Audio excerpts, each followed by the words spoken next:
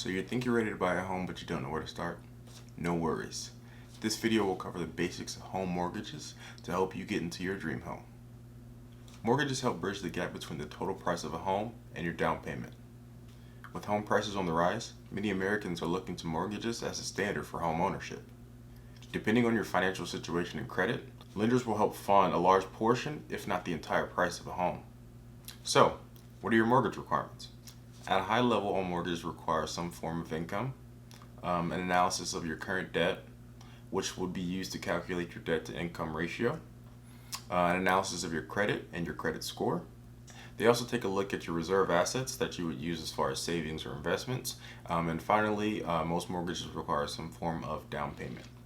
In terms of income, most lenders don't really set a specific dollar amount. It all depends on the price of the home and the location of where you're buying it.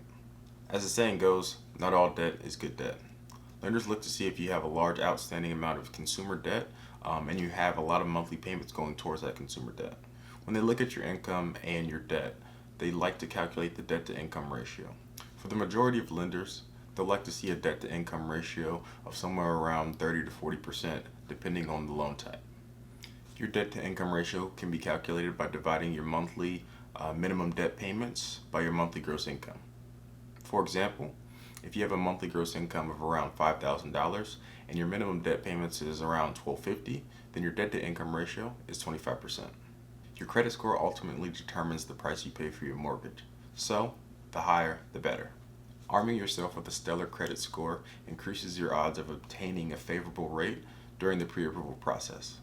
In addition to having a down payment, most lenders look at your reserve assets as well to see if you have sufficient savings or investments set aside for things that may arise in the future. It's a good rule of thumb to have at least 3 to 6 months of funds set aside in an emergency fund, but other than that, be sure to have funds set aside for things that will come up as far as the upkeep of the home or insurance or taxes that come up as well. So where do banks and mortgage brokers come into play in the process of getting a home loan? Banks and other lenders provide the funding required to actually purchase a home. Lenders perform buyer and property due diligence, set the terms of the mortgage, and eventually sell or service the loan after closing. As the rightful owner of the home, the lender has the option to foreclose on the property if the buyer doesn't uphold to the mortgage agreement in its entirety. Mortgage brokers come into play when buyers are trying to find multiple options before the pre-approval process. Mortgage brokers specialize in sourcing different forms of financing for their potential buyers. When talking about mortgages, you have to talk about interest rates. And there are two main types of interest rates that most mortgages have: fixed versus variable. Fixed rate mortgages are set in stone and never change throughout the life of the loan unless the buyer decides to refinance in the future. It's good to get these loans when rates are relatively low and rates are going to be rising in the future. The other type of loan is a variable rate loan. These loans may fluctuate month to month or quarter over quarter depending on how interest rates are rising or increasing in the market.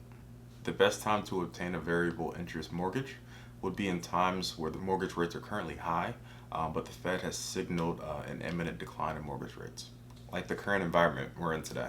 Now, there are several options when it comes to the time period of a loan. That is a 30-year loan versus a 15-year loan. 30-year loans are a longer time horizon, therefore the payments on that loan are going to be lower. There's going to be a total of 360 payments, and the buyer will be finished with the loan and paid off with all loan principal and interest after that 360th payment. 30-year loans usually have lower interest rates because banks can recoup their initial investment over the course of 30 years. Now, on the other hand, 15-year mortgages are great if the buyer wants to pay off the mortgage as soon as possible. The mortgage payments on a 15-year loan will be a little bit higher, and the interest rate will also be higher, but the buyer will be able to pay off the loan sooner rather than later and start to build equity a lot faster and pay less in interest throughout the life of the loan. There are currently several different types of mortgage loan options to choose from, including FHA loans, conventional loans, VA loans, investment loans, and interest-only loans. Each of these loans has their pros and cons, but I'll just name a couple.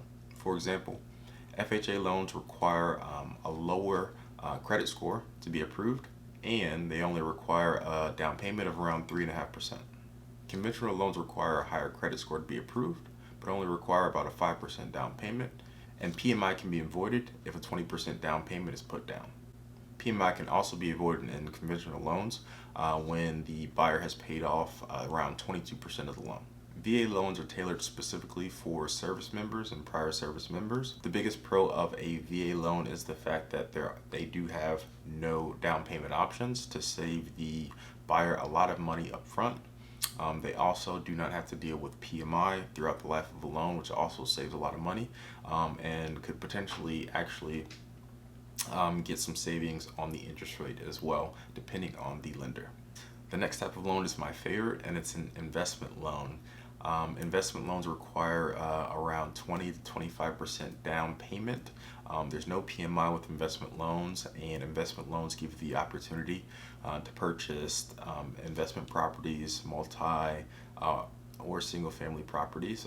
I would definitely recommend, if you ever were to get an investment loan, investing in a fourplex.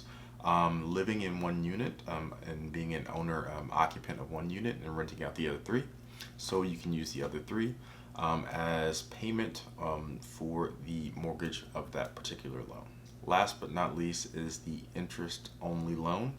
I would not recommend these loans because they have a time period of around 3, 5, or 7 years where you strictly pay the interest associated with the mortgage, and then at the end of that time period, let's say the end of 5 years, you're required to pay the entire balance of that loan. Some of the other considerations that a lot of people don't think about when they're actually going in to purchase a home are things like property taxes, PMI, which I would definitely recommend trying to avoid and putting a large down payment at first. Homeowners insurance, which you have to be included on your monthly payment every single month. Mortgage points, which can be paid upfront to actually lower your interest rate. Closing costs as well. There's a lot of different costs associated with closing on a property and actually being able to get the keys. So make sure you actually work with your lender or your broker up front to find out what you need to bring to the table as far as closing costs.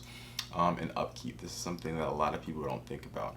A lot of people think that as soon as they close on a property, they get to move in and everything's good. But what a lot of them don't realize is that things go wrong.